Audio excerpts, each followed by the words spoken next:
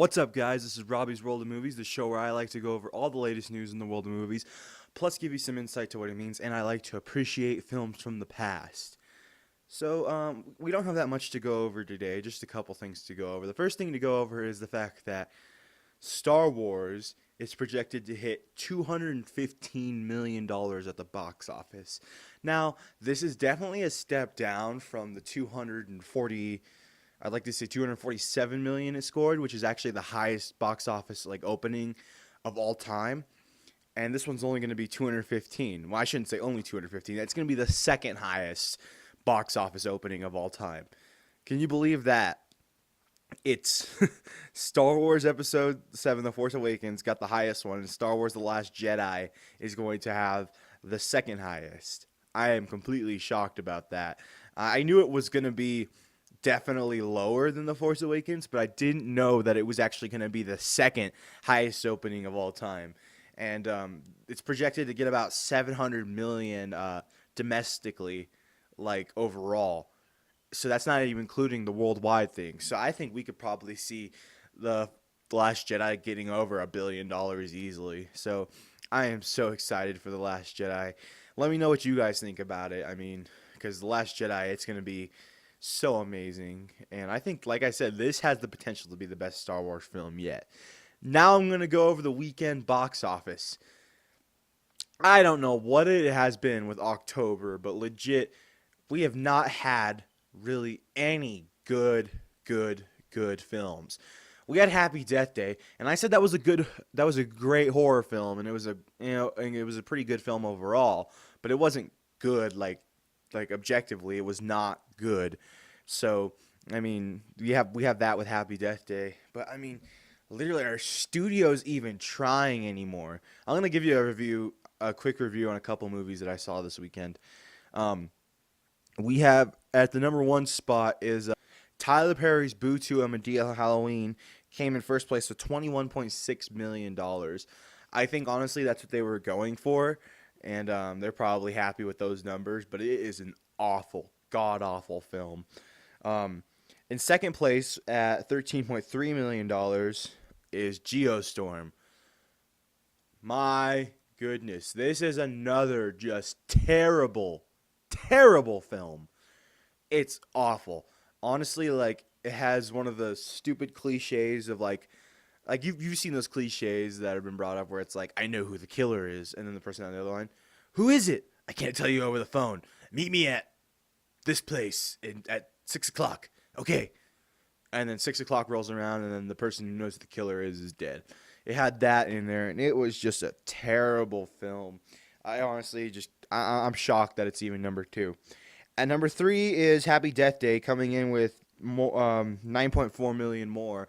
This is its second week of release, and I think they're pretty happy with those numbers because it was made off a $5 million budget, and I'd be pretty happy with those results. And Happy Death Day was a pretty good film. Check out my review on that. I've gone over how good I think it is.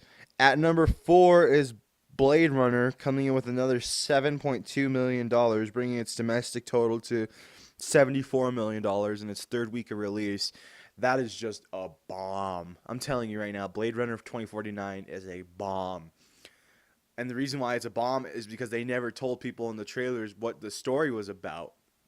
And it's a good movie. Honestly, if you're bored, go watch Blade Runner 2049. It's a good movie. It's just it did terrible at the box office because it was advertised so poorly. And at number 5 is Only the Brave. It was actually very, very good. Not gonna lie, I liked Only the Brave. Definitely, I don't think it's gonna get Oscar buzz, but it was definitely a really good film. And when I said that all the films that have come out in October have been crappy, this is the exception. So I'm very happy about that. And that came in at $6 million for its first week of release. A couple things I'm actually shocked about. First thing is, I'm not really shocked about this. First thing that happened, it dropped to number 7 on the box office this week, and it's currently in its 7th week of release, and it made $3.5 million. I mean, that's really good. It had a great run in the top 5, but the fact that it's still in the top 10 is amazing, and it's in its 7th week of release. I mean, that's just it. They're so happy with those numbers. Its total domestic is $320 million. I'm not sure what the worldwide is yet, but I'll get back to you on that. So it's still in the top 10. It's at number 7 right now, and I think that's something to be happy about.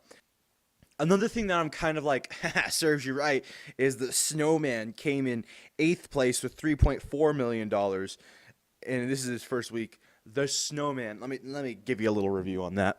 The Snowman is probably one of the worst films I've seen in years. Not gonna lie, it is terrible, and it really makes me reconsider whether Michael Fassbender, who is in films like X-Men Apocalypse and X-Men First Class, X-Men Days of Future Past, he plays Magneto. Honestly, I don't know what the hell he's thinking. He's such a terrific, talented actor, yet he's literally in all these just crappy films. You take a look at what Michael Fassbender's been in lately, and it's just bomb after bomb after bomb. Snowman, I mean, I was excited for that. It came out and it was terrible. Assassin's Creed, I was excited for that. Came out and it was terrible. Michael Fassbender, I don't know what's going on with him, but he is not coming out with good films, other than the films that have the little word X-Men in them. But I don't know what's going on with that guy. I mean, he definitely needs to fire his agent or something. I mean, because he's not getting these good films. For as talented as an actor as Michael Fassbender is, he should be able to be in these better films and get more Oscar buzz.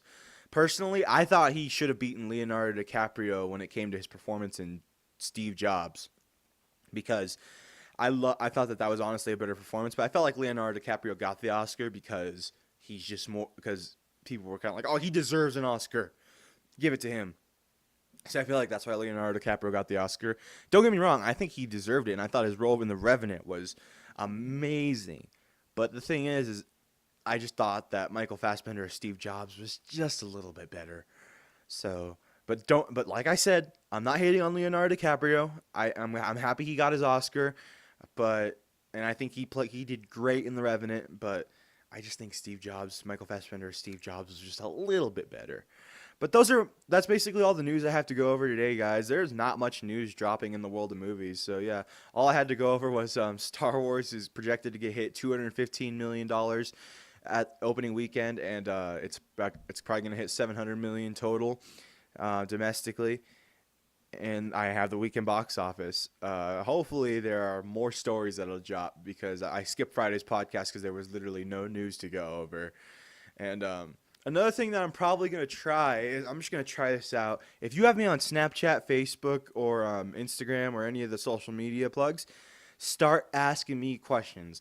Leave comments below of questions about movies, things that you're confused about, things that you want to hear my opinion about. Start asking me questions about them, because if more shows come up and it's like there's not really much news to go over, I want to take those shows to answer your questions. So how do you get questions to me? It's easy. If you have me on Snapchat, send questions to me. If you have me on Twitter, send questions to me. If you have me on Facebook, send questions to me.